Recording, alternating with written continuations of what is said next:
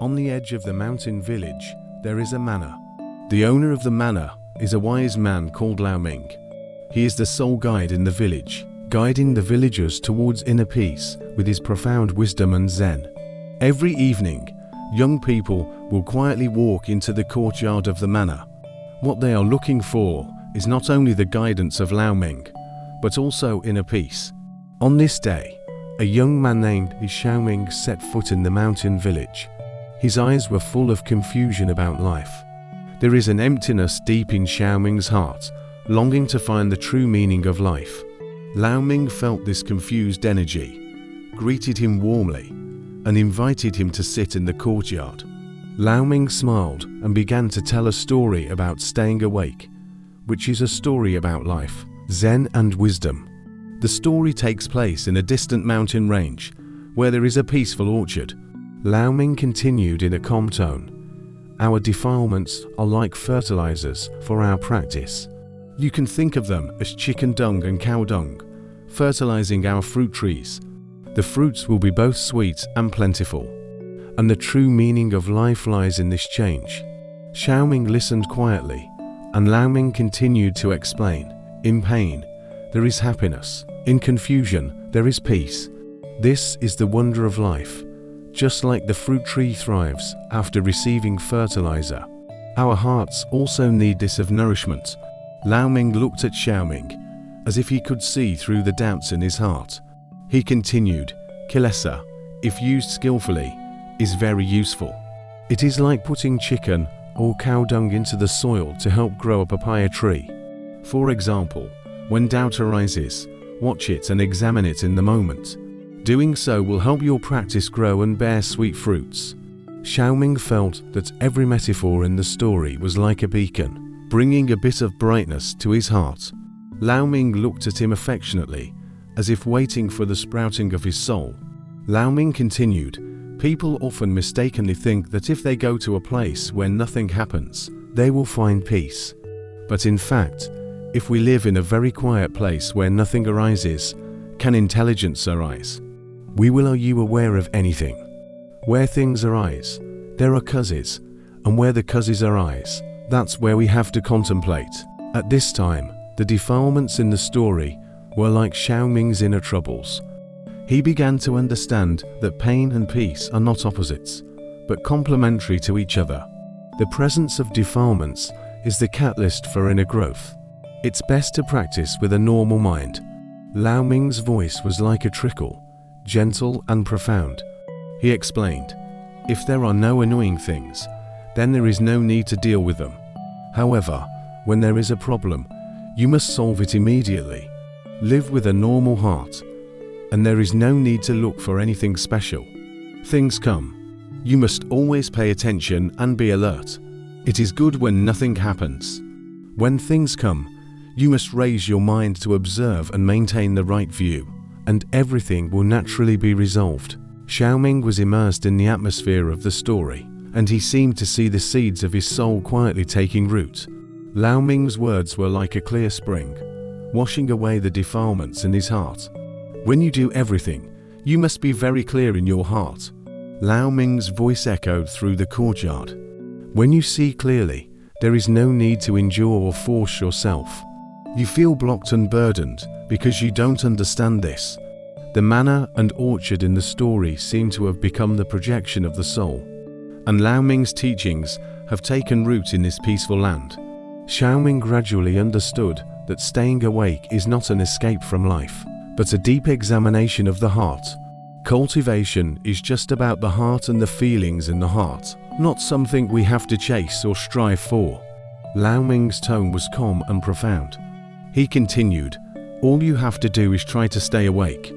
The courtyard is filled with a touch of zen, and Xiao Ming in the story seems to have embarked on an inner adventure under the guidance of Lao Ming. He began to understand that spiritual practice is not about chasing external things, but looking for it in the silence of the heart. Answer. In our practice, when you do walking meditation, you should really make up your mind. To walk, when you sit, you should just focus on that thing. Whether you are walking, standing, sitting, or lying down, You should strive to remain calm. Xiao Ming seemed to be able to feel the ground beneath his feet, just like the peace of mind when he was meditating. Lao Ming's teachings were like invisible clues, guiding him to find inner peace. The practice of Buddhism does not require you to search everywhere or spend all your energy to achieve it. Lao Ming's words were like a breeze blowing gently through the courtyard. He explained, just observe the various sensations that arise in your mind.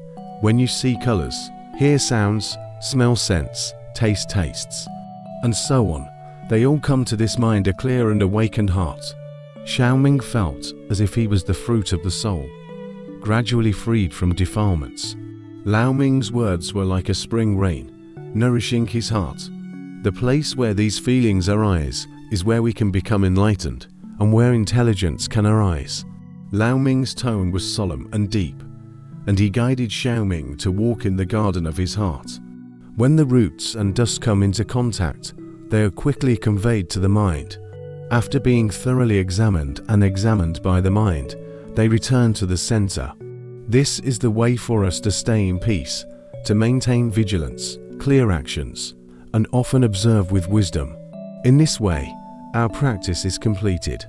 It is very important to be aware of your own mind at all times and to control your mind's response to circumstances, to understand how they come and how they go, how they appear and how they disappear. All this must be understood thoroughly. The orchard in the story seems to be a reflection of Xiao Ming's heart, and he begins to learn how to observe his own soul. Lao Ming's teachings are like a spiritual guide, guiding him to explore the depths of his heart. Just like a spider catching various insects in its web, the mind uses impermanence, suffering, and selflessness to collect thoughts. Lao Ming's metaphor is like a clear picture, showing all kinds of inner thoughts. He continued, "This is nourishment for our souls, nourishment for an awakened person.